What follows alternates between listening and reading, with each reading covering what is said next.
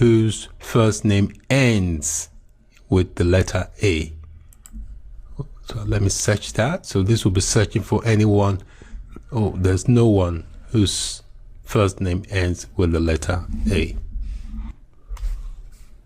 How about B? Let's try B.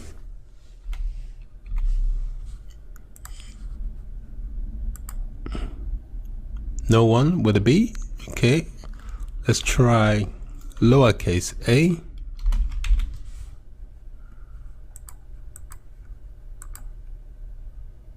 Oh, yep. Okay, we've got a lowercase a. So these are people whose names end with the lowercase a. So I just wanted to give you an idea of how the like operator works in combination with a wildcard. You can also use the like operator with the underscore. When you use it with the underscore, it will search for a pattern and it only searches one character. So using an underscore will only match a single character in the pattern you are trying to match. So let's see how that works. Say for example, I want to search for a pattern in the first name that and I put in the underscore followed by her and then a %. So basically what this means is that I'm looking for a character, one character that you can add to this and it will form part of a name. So the character you add here will combine with this her to form a name of a person, the first name. So let's see how that works. Let me run that.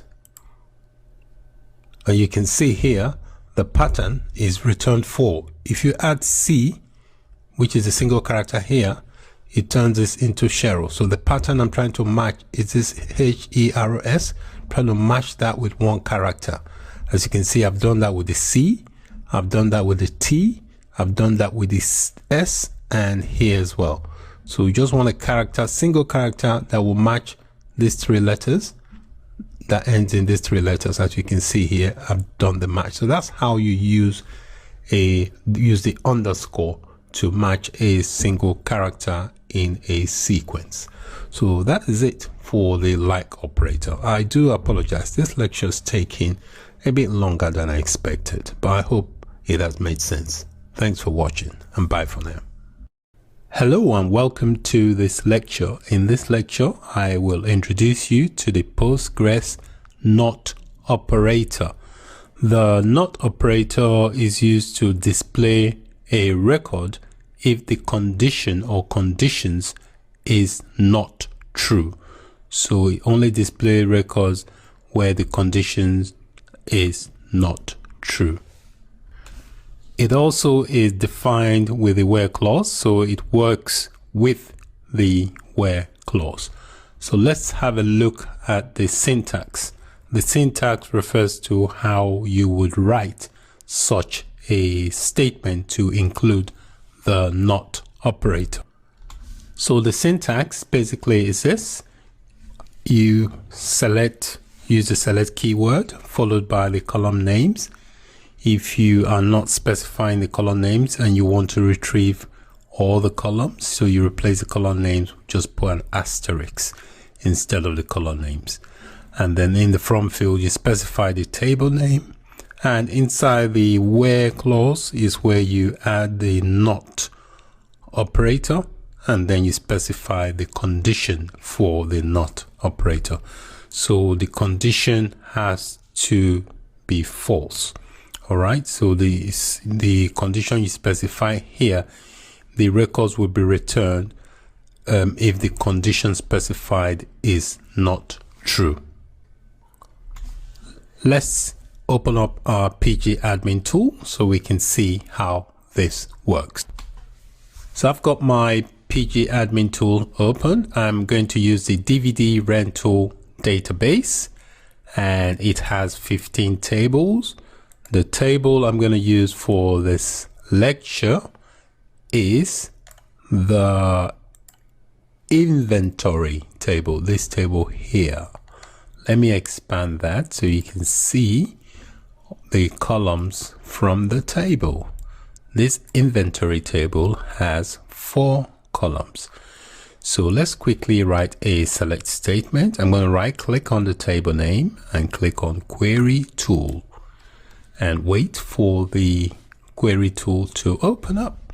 So the query tool has opened up. I'm just going to write a simple query. Because the columns are not that many, I'm going to use all the columns in the query. So I'll type in select followed by asterisk. The asterisk means it will get all the columns from the table. And then the from. The from field is where you indicate the name of the table. It's called inventory.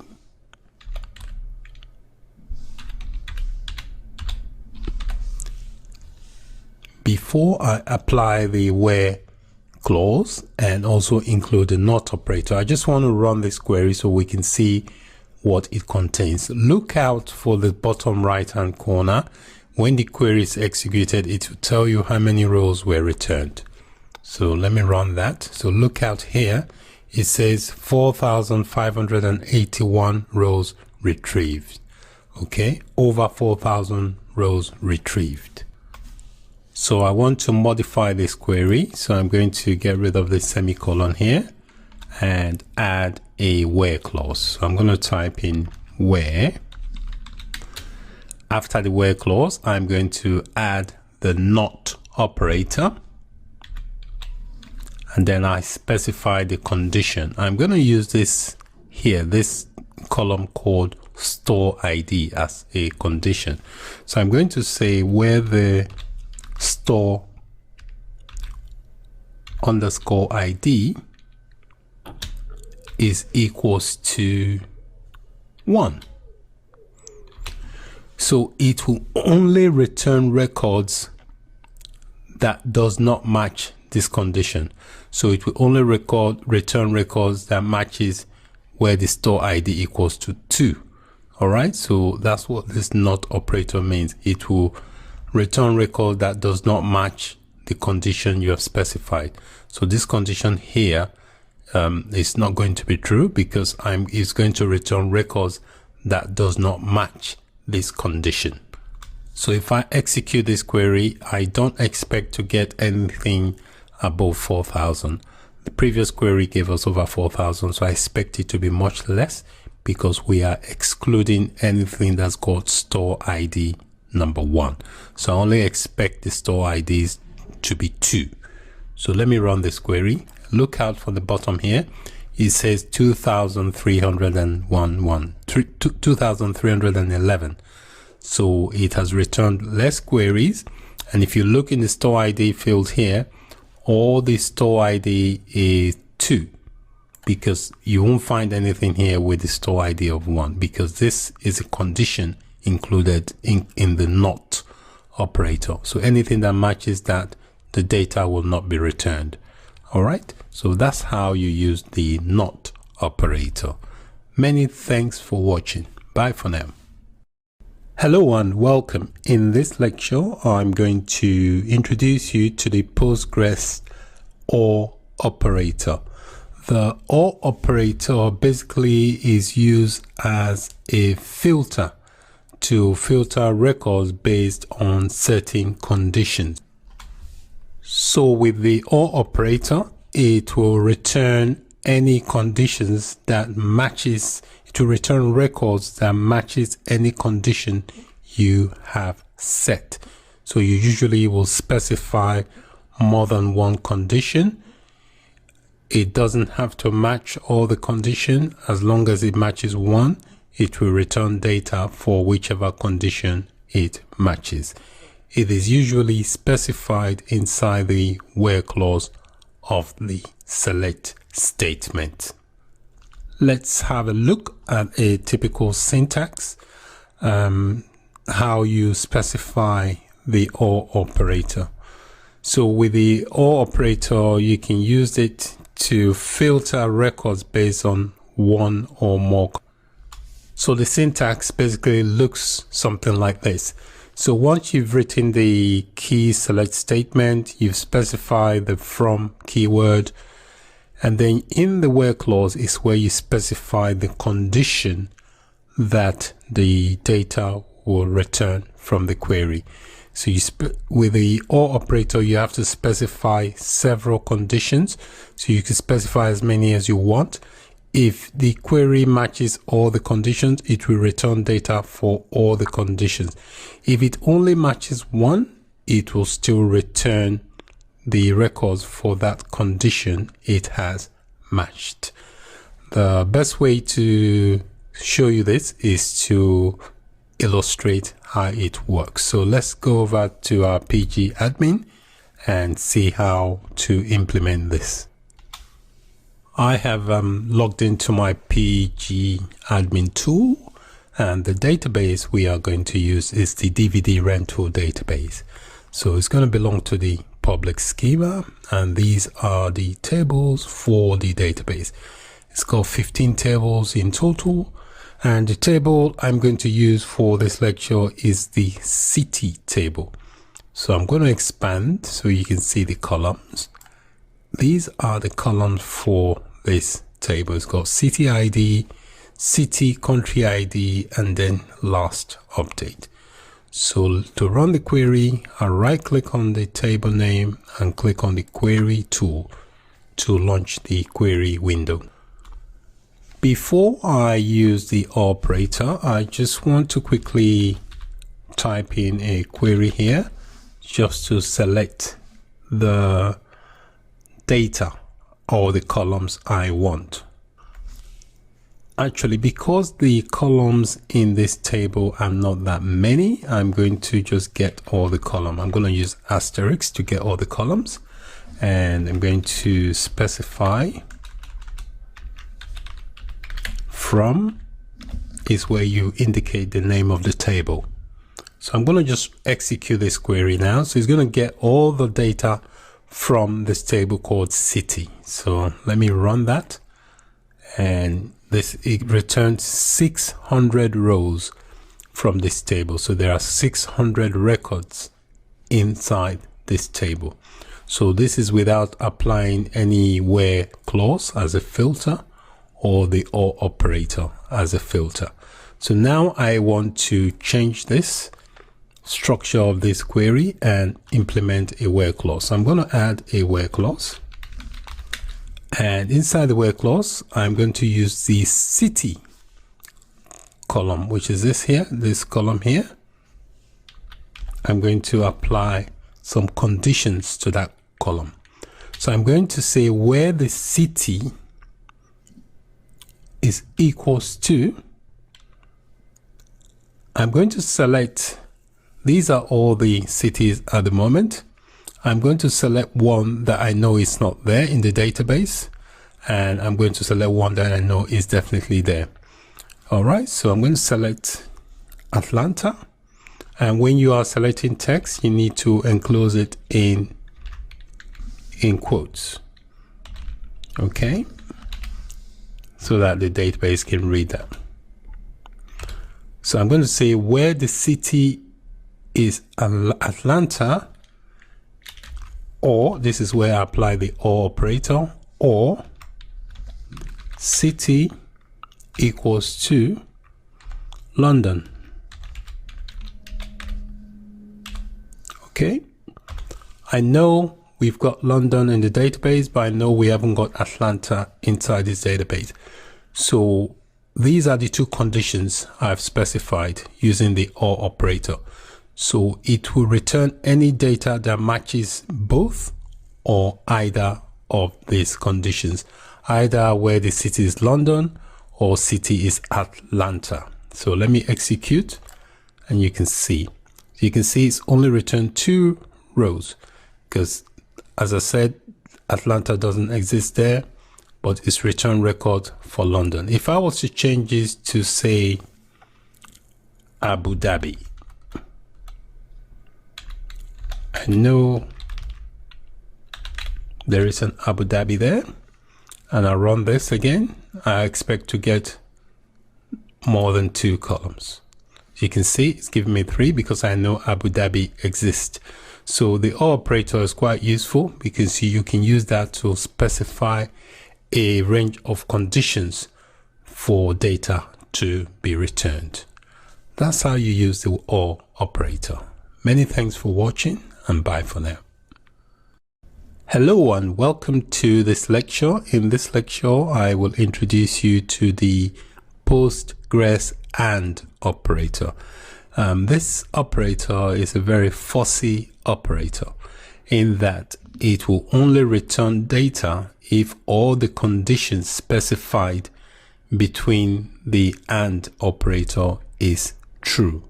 So the AND operator displays records if all the conditions separated by the AND operator is true. It is usually specified within the where clause, so it works with the where clause. And it is used to filter records based on more than one condition. Let's have a look at the syntax. This is how the syntax works. So basically, you use the select keyword to indicate the column names, or asterisk if you want all the column names returned. In the from field, you specify the table name. In the where clause is where you specify the conditions. So the conditions on either side of the AND operator must be true. If it is false, no records are returned. This is why I say this operator is a very fussy operator. Unlike the OR operator, as long as one condition is matched, it will return some data. The AND operator wants all conditions to be matched. It's either all or nothing. So let's see how this works. So I'm going to go over to my PG admin tool.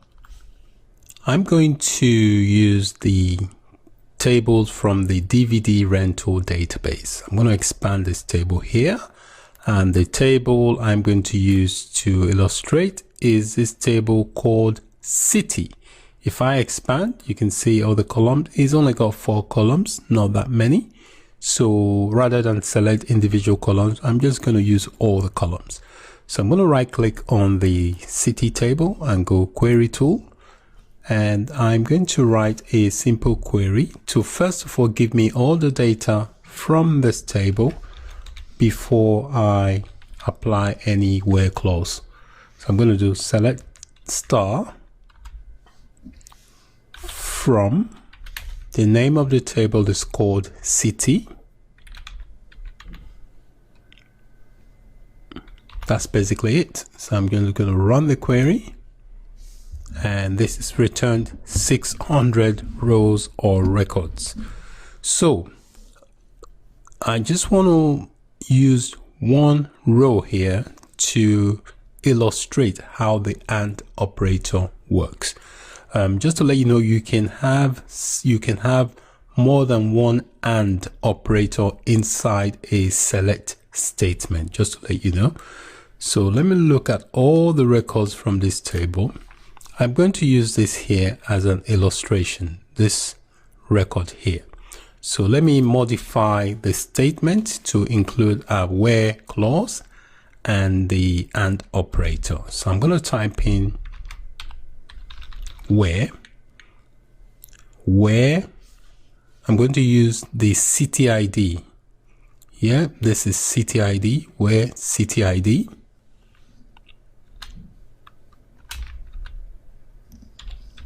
City underscore ID is equals to, city ID here says 596. And then I implement the AND operator, and city, which is this one here, is equals to this value here called Zaria, equals to Zaria.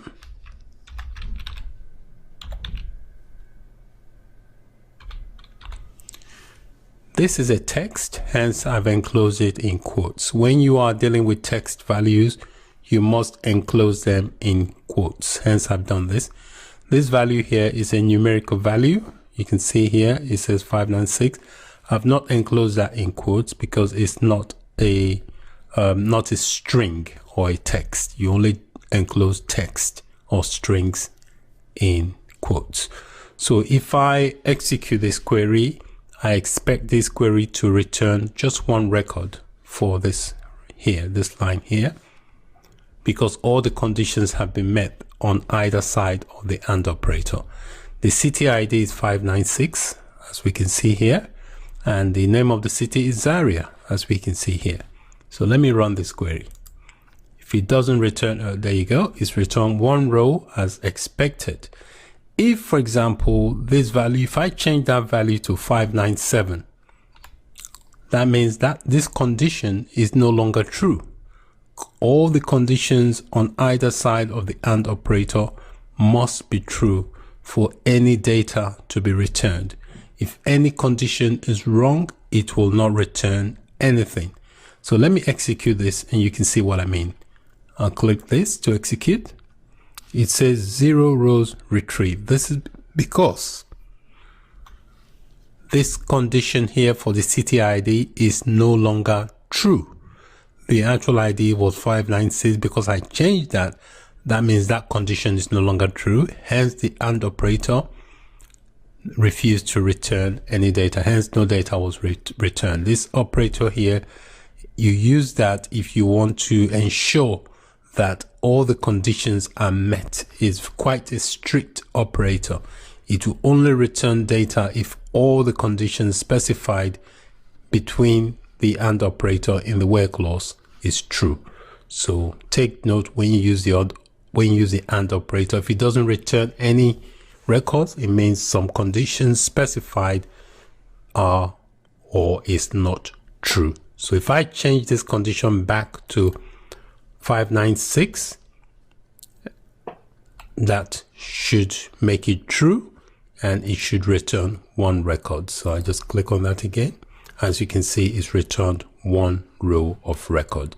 So that's basically how you use the AND operator. Many thanks for watching and bye for now. Hello and welcome to this lecture. In this lecture, I'm going to explain how you can use the AND and the OR operators together with a select statement. The illustration I will show you will be using a select statement, but it is also possible to combine both operators with an insert statement, an update statement, and also a delete statement. Also, when you are combining both conditions in a statement, it is important that you use parentheses. The parentheses basically helps the database determine the order in which to evaluate the condition, just like you would in a math operation. If you want certain math operators to be performed first before the others, you place it inside parentheses. So you do the same when you're combining the conditions for the AND and the OR operators. So I'm going to go over to my PG admin tool and show you how this works. I have logged into my PG admin 4. I'm going to use the DVD rental sample database, and I will be using the tables, one of the tables from this sample database. The table I am going to use for the illustration is going to be this table here called city. If I click on the plus sign to expand, you can see all the columns of the table. It has 4 columns. So I'm going to right click on the table and click on the query tool. I'll wait a few minutes. Once the query tool opens, I will now write the query. I've only got a few columns for this table, so I'm going to use all the columns in the query. So I'm going to type in a select followed by star, The asterisk means it will get all the data from all the columns. The from is where I specify the name of the table, which is city. And before I do that, I just want to run the query as it is so we can see the records. It's got 600. This table has 600 records. I just wanted to see how many records in that table. All right, so now I can start applying other aspects of the query. So I'm going to add a where filter, and I'm going to use both the or and the and operator. I'm going to use the and operator first, and I'm going to enclose that in parentheses so that the database will evaluate this condition first. So what I will do, I'm going to select the country ID. This here is called country ID. This. So I'm going to look for a random country ID to select. I will look for one shortly. All right, so I'm going to select this one called Basel. So the country ID, which is this for Basel, is 91. So I'm going to type here country underscore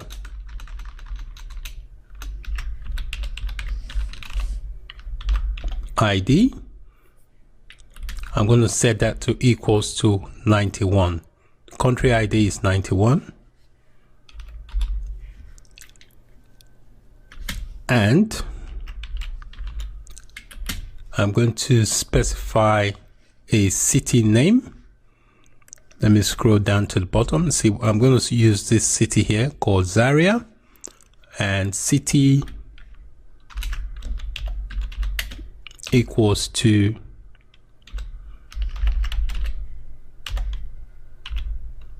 Zaria. When you are specifying a text value, you must enclose it in quotes, as you can see here. By putting this condition, the and condition, in parentheses, what that means is that the database will evaluate this condition first. Notice that any condition in the and operator must be true on either side. So you will evaluate this first before it jumps to the or operator. Now I can add the or operator. So I can say or where the city name. All right, I've got country ID 91 and the city equals Zaria. So this time I'm going to use a different column. I'm going to use the city ID, which is this column here. So I'm going to use where the city underscore ID is equals to, I'm just going to pick a rank. I'm going to pick this one, York, where the city ID is 589, which is York.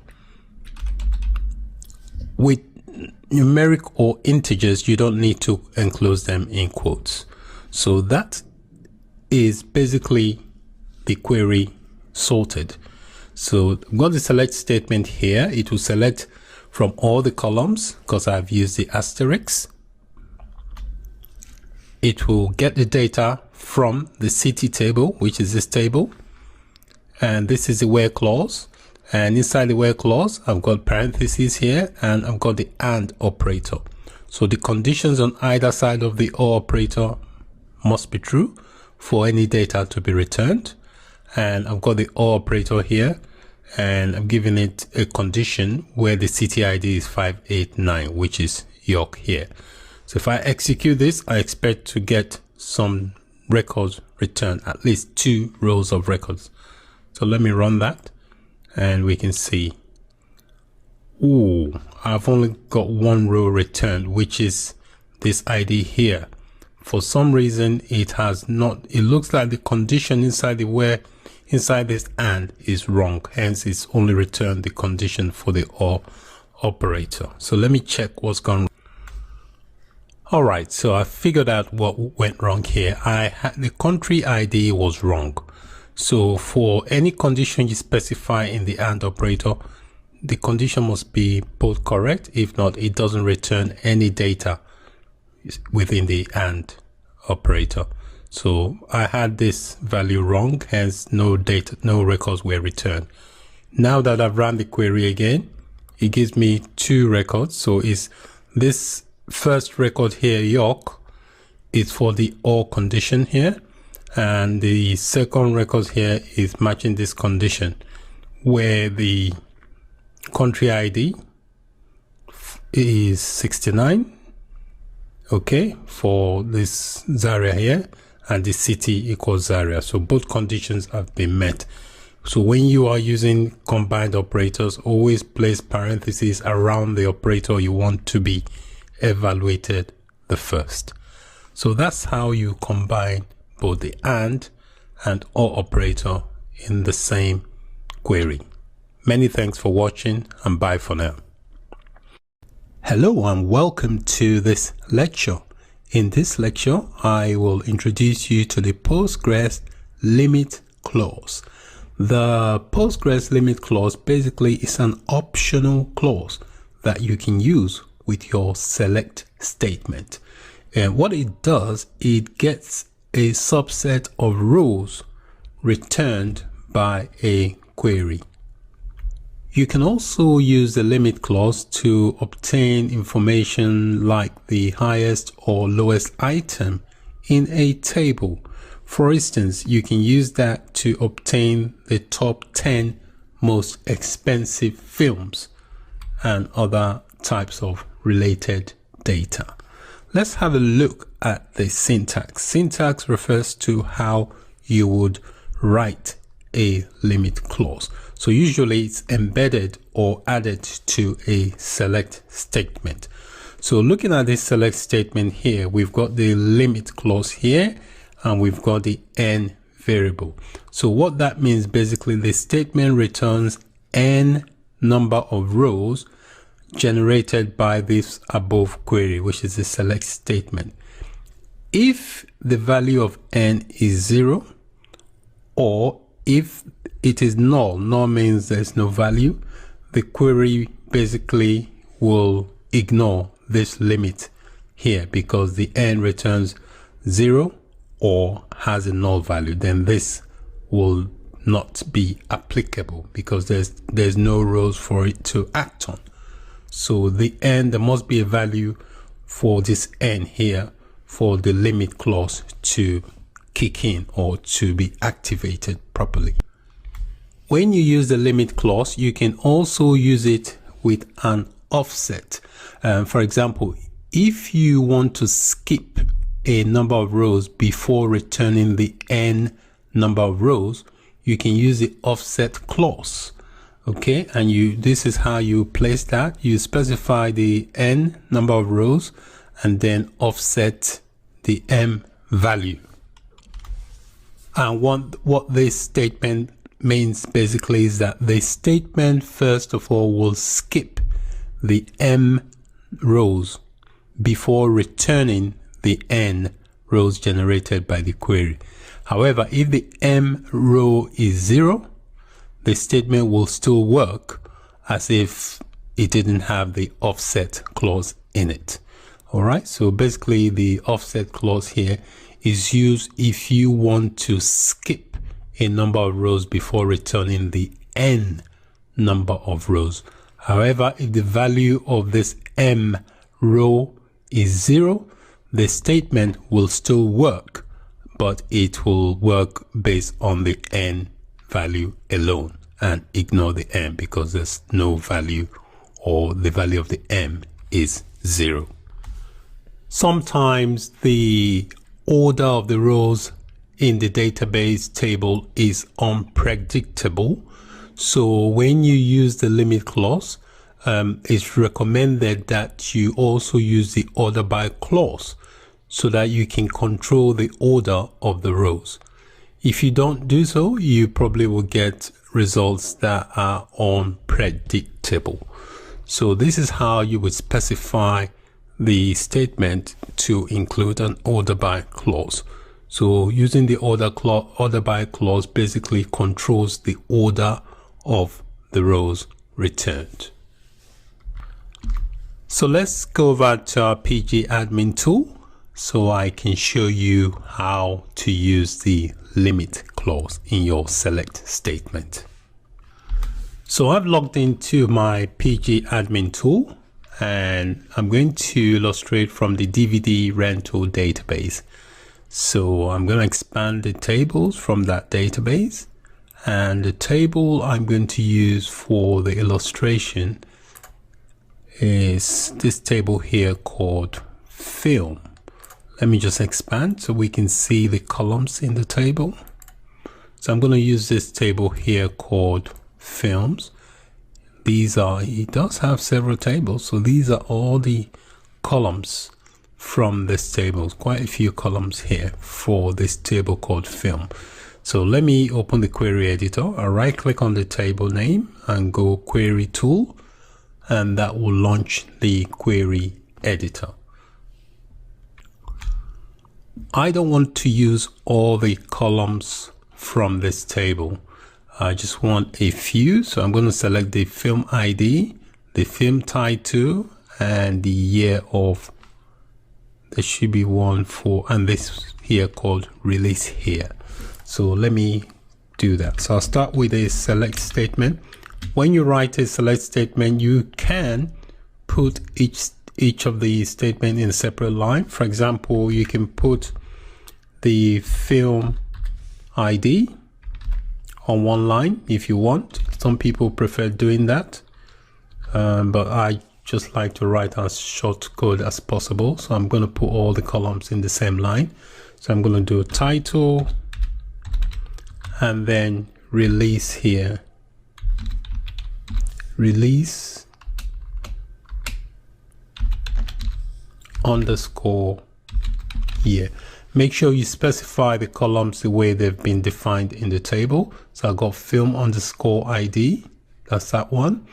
And then I've got title, and then I've got release underscore year.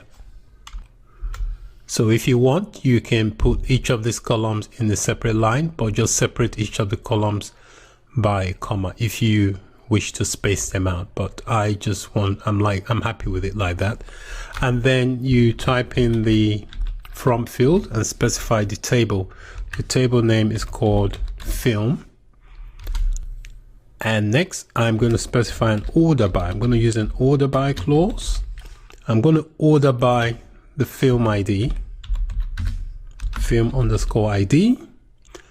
Then I'm going to apply the limit. What I want to do here, I want to get the first 5 films ordered by the film ID. So I'm going to do a limit 5, and that should get me the top 5, get me the first 5 films ordered by this film ID here. So let me execute that, and hopefully this is the result I'm looking for here. So you can see it's giving me the first 5 films ordered by the film ID. If, for example, I wanted to retrieve 4 films starting from the third one ordered by the film ID, starting from the third one, yeah, ordered by the film, this is the third one here, yeah. If I want to retrieve 4 films starting from there, I can do that by adding an offset to the statement. So what it will do, it will retrieve 4 films, but starting from here, the offset will start from here. That means from here, it will count 4 and display the films. So let's modify this query and include an offset. So rather than offset, I can leave whatever offset limit 5. I can say change this to limit 4 and then add an offset.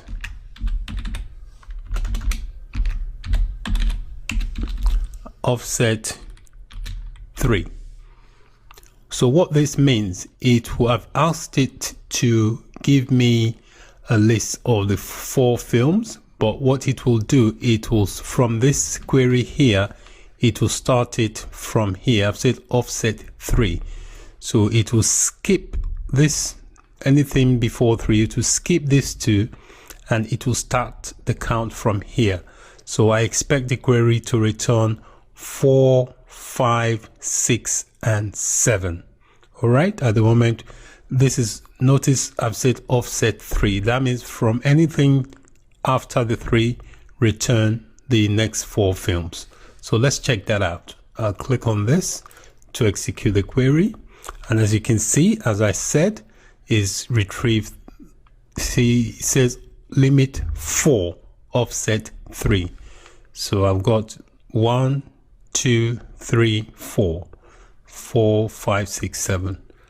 The first results gave me 1 to 5, and I've used an offset. What I'm saying is that from the third, give me the next 4. So that's how you use an offset with the limit clause. So I hope the lecture has been useful. If there are any aspects you do not understand, please feel free to let me know. Many thanks for watching. Hello and welcome to this lecture. In this lecture, I will be introducing you to the Postgres in operator. The in operator basically allows you to specify multiple values inside a where clause. So when you use the in operator, you can basically check against a list of values specified in the where clause. There are several ways you can specify that, but you must specify the in operator inside the where clause. So let's have a look at a couple of syntax. The first is this. So you specify the in operator inside the where clause. You can see this is the in operator here, and it is specified inside the where clause. So you start with the select statement followed by the name of the column. If you're specifying column names, then the table, and then the where clause. Within the where clause is where you specify, for example, maybe the column name, and then you use the in operator, and then you must place the values you're trying to check against. They must be placed in parentheses here. So another way you can specify it is this way, where you specify obviously the column names, the table, and the where clause. And inside the where clause, you specify the column name and then use the in operator, and then you use the select statement as the parameter. So the values inside the select statement is what you are checking against. The best way to see this is in action is to actually show you how it works. So let's go over to the PG admin tool and see how this works. So I have connected to my PG admin 4 tool here, and these are the tables from the DVD rental database. The DVD rental database is a sample database we are using for this illustration. So it has 15 tables, and the table I am going to use here is one called rental, this table here. So I'm just going to expand that so you can see all the columns within that table. So these are the columns from this table called rental. So let me open the query tool by right clicking on the table and clicking on query tool, and that will launch the tool we can use to query the table. Right, I don't want to query all the dates, all the columns from this table. I'm going to be specific here. So I'm going to select the custom ID, the rental ID, and the return date. So those are the 3 columns I'm going to use. So let me start the query. I'll start by typing in select, followed by the column names, and I'll separate each column name by a comma. Note, you don't have to have all the column names on the same line. You can have them on separate lines, but separate each one by a comma if you wish to. That will obviously make your query longer. So I'm just going to type in customer ID. You must specify the column names the way they have specified in the table. So I'll do a comma to add another column. So it will be rental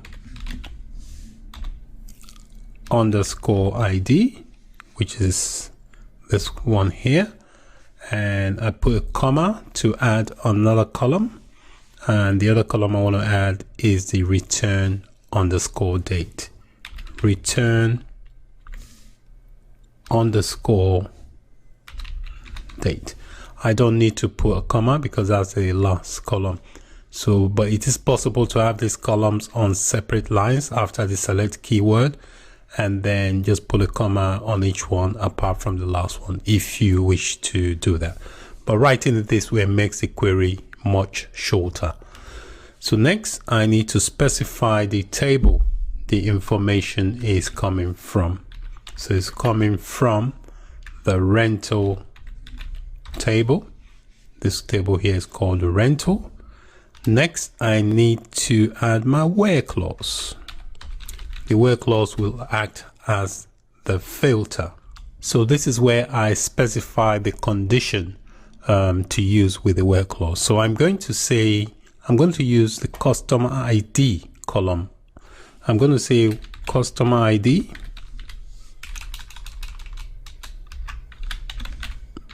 customer underscore ID, and then this is where I add the in clause. I'm going to say in.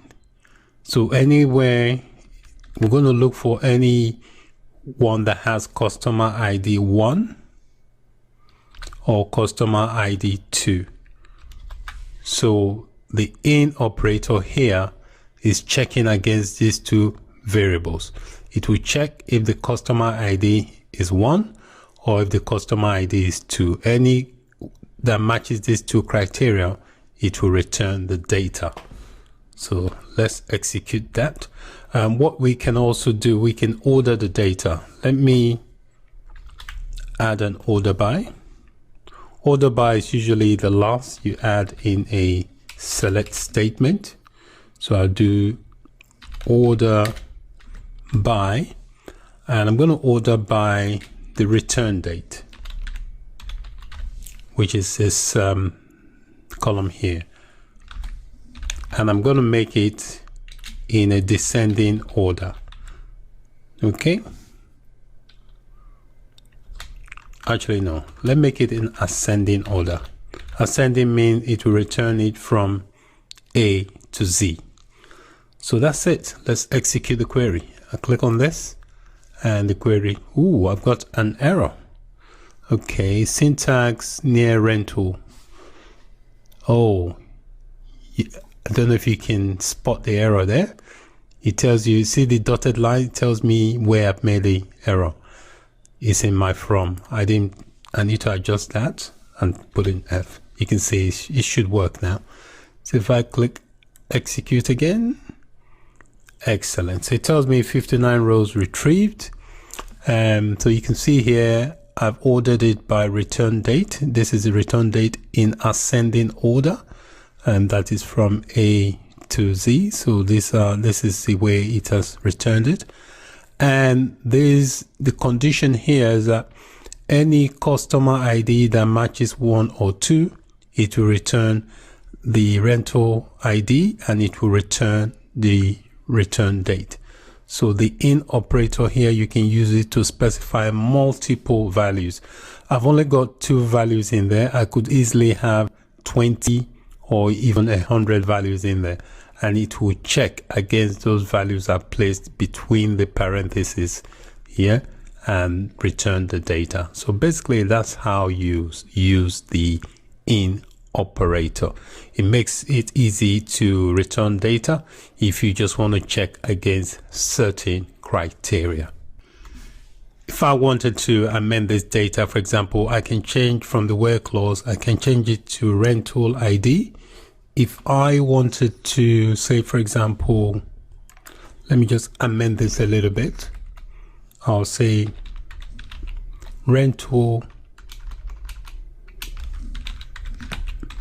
underscore ID, and inside this rental ID, let me put a few values in here. I'm going to select, say, 320, comma. You have to separate each value with a comma, and I'll put in 76, comma. I put in, say, 2128, this value here, 2128, and let me pick this one, 5636, comma, 5636, and I'll change the order by, I'm going to order by, say, I'll leave it order by return date, but this time I'll change that to descending. That is from Z to A. So the data that's going to be returned by this query will be much shorter, because it's only going to target 1, 2, 3, 4 values. So it will search on that rental ID. If any of these IDs it finds, it will return the data for these columns that I have specified. So let me execute. I go that, click on that. As you can see, it's returned only 4 rows. The reason being, there are only 4 values in there for it to check, and the values I have specified are unique values, so they're not duplicate, hence the reduced rows it has returned for the conditions here. So that's how you use the in operator. You can use it in combination with the where clause to filter data returned by a select statement. Many thanks for watching. Very important that you place the values in between parentheses, and you must separate each of the values with a comma, as I have done here. Thanks for watching, and bye for now. Hello and welcome to this lecture.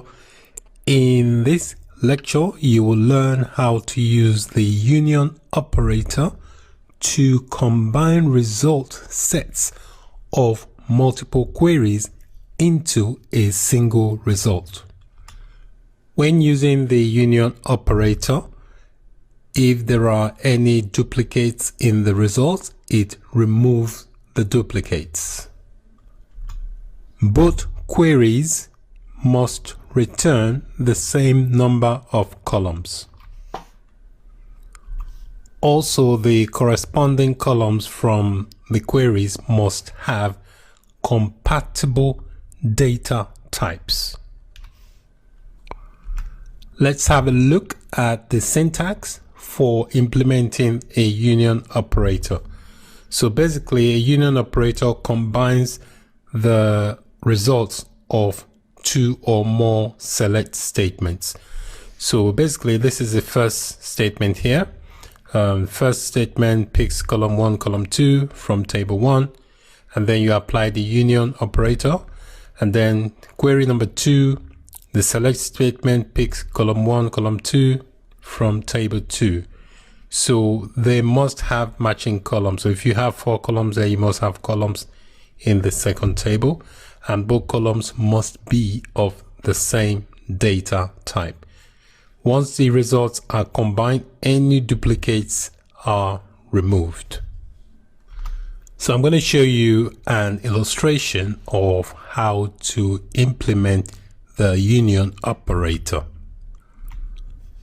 I'm going to use the sample database, which is the DVD rental database, and I'm going to use a couple of tables from the database. The database has 15 tables. I'm going to use the customer table and the payment table. The reason I'm doing that is because the columns have matching columns in those tables. So if I expand the customer table, it has a customer ID column. If I expand the payment table, you can see it also has a customer ID column. So let me open up my query tool and implement the query.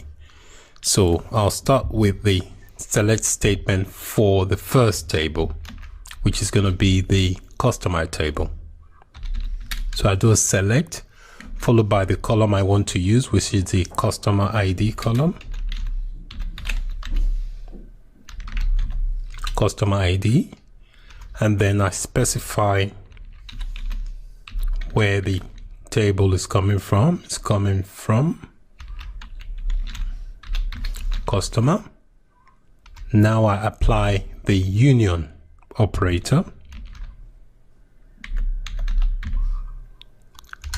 and then I add the second select statement. So I'm selecting customer underscore ID from the payment table. So the union operator joins the output from the first select statement to the output of the second select statement. Both participating columns must have the same data type, and you must have matching columns. So if you've got two columns here, you must also have two columns here. So if I execute it now, any duplicate entries will be removed. So let me execute that. You notice we've got 599 rows. So these are all the records returned from combining these two select statements. So that's basically how you implement a union operator. Thank you for watching. Hello and welcome. In this lecture, you will learn how to use the union all operator to combine the results from multiple queries into one.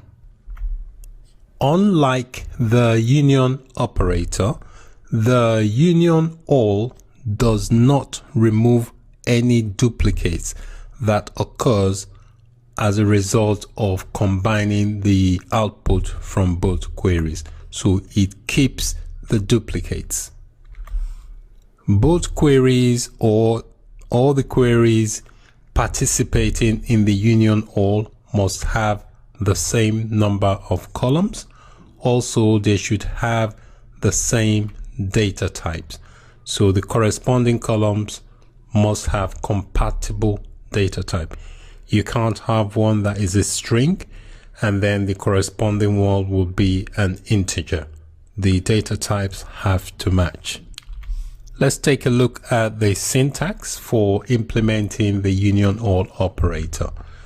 So it's basically identical to the union operator. You write the select statement for the first query, you apply the union all operator, and then you write the select statement for the second query. Just make sure that both queries have the same number of matching columns. If one of them have got 4, make sure the other have got 4, and also make sure the corresponding data types are the same. So let me show you an illustration of how the union all operator works.